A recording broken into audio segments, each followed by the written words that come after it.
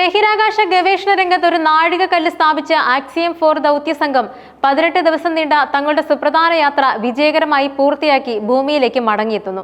Indian വ്യോമസേന group captain Shubhanshu Shukla ഉൾപ്പെടെയുള്ള 4 അംഗ സംഘം അന്താരാഷ്ട്ര ബഹിരാകാശ നിലയത്തിൽ ചരിത്രപരമായ പരീക്ഷണങ്ങൾക്കും പഠനങ്ങൾക്കും ശേഷം കാലിഫോർണിയയ്ക്ക് സമീപം പസഫിക് സമുദ്രത്തിൽ സുരക്ഷിതമായി തിരിച്ചെത്തുന്നു. ഇത് ബഹിരാകാശ ദൗത്യങ്ങളുടെ ചരിത്രത്തിലെ ഒരു സുപ്രധാന അധ്യായമാണ്. കാരണം ഇത് സർക്കാർ സഹായത്തോടെയുള്ള ലോകത്തിലെ രണ്ടാമത്തെ സ്വകാര്യ ബഹിരാകാശ ദൗത്യമാണ്. ഈ ദൗത്യം ബഹിരാകാശ ഗവേഷണ രംഗത്ത് സ്വകാര്യ പങ്കാളിത്തത്തിന്റെ പ്രാധാന്യം എത്രത്തോളമാണെന്ന് അടിവരയിടുന്നുണ്ട്. ആക്സിയം 4 ദൗത്യം കേവലം ഒരു സ്വകാര്യ സംരംഭം എന്നതിലുപരി ആഗോള സഹകരണത്തിന്റെ ഉത്തമ ഉദാഹരണം കൂടിയാണ്. അമേരിക്ക ആസ്ഥാനമായുള്ള ആക്സിയം സ്പേസ് ബഹിരാകാശ ഗതാഗതത്തിൽ ആഗോള നേതാക്കളായ സ്പേസ് എക്സ്, ഇന്ത്യയുടെ അഭിമാനമായ ISRO, അമേരിക്കയുടെ ദേശീയ ബഹിരാകാശ ഏജൻസിയായ നാസ, യൂറോപ്പിലെ ബഹിരാകാശ ഗവേഷണ ഏജൻസിയായ യൂറോപ്യൻ സ്പേസ് ഏജൻസി എന്നിവർ ചേർന്നുള്ള ഒരു സംയുക്ത ദൗത്യമാണിത്. വിവിധ രാജ്യങ്ങളിലെയും സ്ഥാപനങ്ങളിലെയും വൈദഗ്ധ്യവും വിഭവങ്ങളും ഒരുമിപ്പിച്ചുകൊണ്ട് ബഹിരാകാശ ഗവേഷണത്തിന്റെ അതിരുകൾ വികസിപ്പിക്കാൻ കഴിയുമെന്ന് ഈ ദൗത്യം തെളിയിച്ചു. ഭാവിയിലെ ബഹിരാകാശ ദൗത്യങ്ങൾക്കുള്ള ഒരു പുതിയ പാത തുറന്നു കൊടുക്കുന്നതാണിത്. കഴിഞ്ഞ ജൂൺ 25-നാണ് ആക്സിയം 4 ദൗത്യത്തിന് തുടക്കം കുറിച്ചത്. ഫ്ലോറിഡയിലെ പ്രസിദ്ധമായ കെന്നഡി സ്പേസ് സെന്ററിൽ നിന്നും ലോകത്തിലെ ഏറ്റവും ശക്തമായ റോക്കറ്റുകളിലൊന്നായ സ്പേസ് എക്സിന്റെ ഫാൽക്കൺ 9 4 അംഗ സംഘത്തെ വഹിച്ചുള്ള ഡ്രാഗൺ പേടകത്തെയും വഹിച്ച് ആകാശത്തേക്ക് കുതിച്ചുയർന്നു. ഈ വിക്ഷേപണം ആഗോള ബഹിരാകാശ സമൂഹത്തിന്റെ ശ്രദ്ധ ആകർഷിച്ചു. പിറ്റേ ദിവസം ജൂൺ 26-ന് ദൗത്യ സംഘം അന്താരാഷ്ട്ര ബഹിരാകാശ നിലയത്തിൽ സുരക്ഷിതമായി എത്തിച്ചേർന്നു. തുടക്കത്തിൽ നിശ്ചയിച്ചതിലും 4 ദിവസം അധികം നിലയത്തിൽ ചെലവഴിച്ചാണ് സംഘം ഭൂമിയിലേക്ക് മടങ്ങിയത്. ഇത് നിലയത്തിലെ ഗവേഷണ പ്രവർത്തനങ്ങളുടെ വ്യാപ്തിയും സങ്കീർണതയും എടുത്തു കാണിക്കുന്നുണ്ട്. ആക്സിയം 4 ദൗത്യ സംഘം വൈവിധ്യമാർന്ന കഴിവുകളുള്ള 4 വ്യക്തിത്വങ്ങളെ ഉൾക്കൊള്ളുന്നതായിരുന്നു. ഓരോ അംഗവും ഈ ദൗത്യത്തിന് തങ്ങളുടേതായ സംഭാവനകൾ നൽകി. ഈ ദൗത്യത്തിന്റെ പൈലറ്റായിരുന്ന ശുഭാംശു ശുക്ലയ്ക്ക് ഇത് വ്യക്തിത്വപരവും ഇന്ത്യക്ക് ഒരുപോലെ അഭിമാന നിമിഷവുമായിരുന്നു. ബഹിരാകാശത്തേക്ക് യാത്ര ചെയ്യുന്ന രണ്ടാമത്തെ ഇന്ത്യക്കാരനും അന്താരാഷ്ട്ര ബഹിരാകാശ നിലയം സന്ദർശിക്കുന്ന ആദ്യ ഇന്ത്യക്കാരനും എന്ന നിലയിൽ 39-കാരനായ ശുഭാംശു ശുക്ല ചരിത്രം കുറിച്ചു. ISROയുടെ പങ്കാളിത്തം ഈ ദൗത്യത്തിന് ഒരു ഇന്ത്യൻ മുഖം നൽകുകയും ഇന്ത്യയുടെ ബഹിരാകാശ അഭിലാഷങ്ങൾക്ക് ഒരു പുതിയ ദിശാബോധം നൽകുകയും ചെയ്തു. പെഗ്ഗി വിറ്റ്സൺ ഒരു ബഹിരാകാശ യാത്രിക എന്ന നിലയിൽ ഏറ്റവും കൂടുതൽ സമയം ബഹിരാകാശത്ത് ചെലവഴിച്ച അമേരിക്കൻ വനിത എന്ന റെക്കോർഡ് ഉൾപ്പെടെ നിരവധി റെക്കോർഡുകൾക്ക് ഉടമയാണ് പെഗ്ഗി വിറ്റ്സൺ.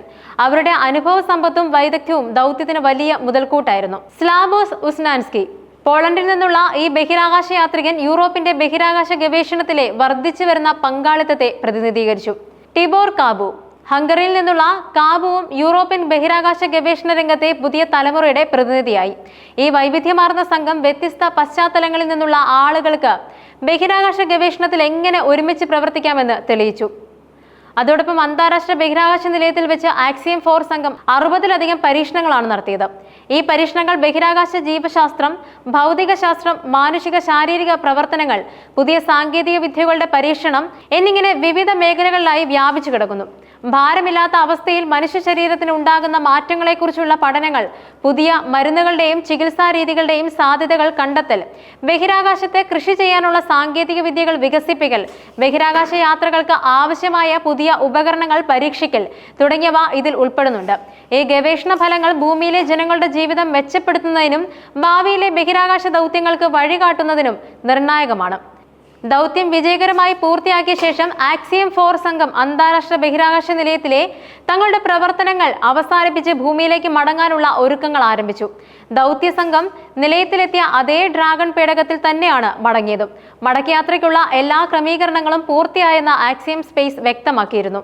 ഇന്ത്യൻ സമയം ഉച്ചയ്ക്ക് 2:50-ഓടെ യാത്രികർ ഡ്രാഗൺ പേടകത്തിനകത്ത് പ്രവേശിച്ച് ഹാഷ് അടച്ചു. ഇത് ഭൂമിയിലേക്കുള്ള യാത്രയുടെ ആദ്യ പടിയായിരുന്നു. വൈകിട്ട് 4:35-ന് പേടകം ബഹിരാകാശ നിലയത്തിൽ നിന്നും വിജയകരമായി വേർപെട്ടു.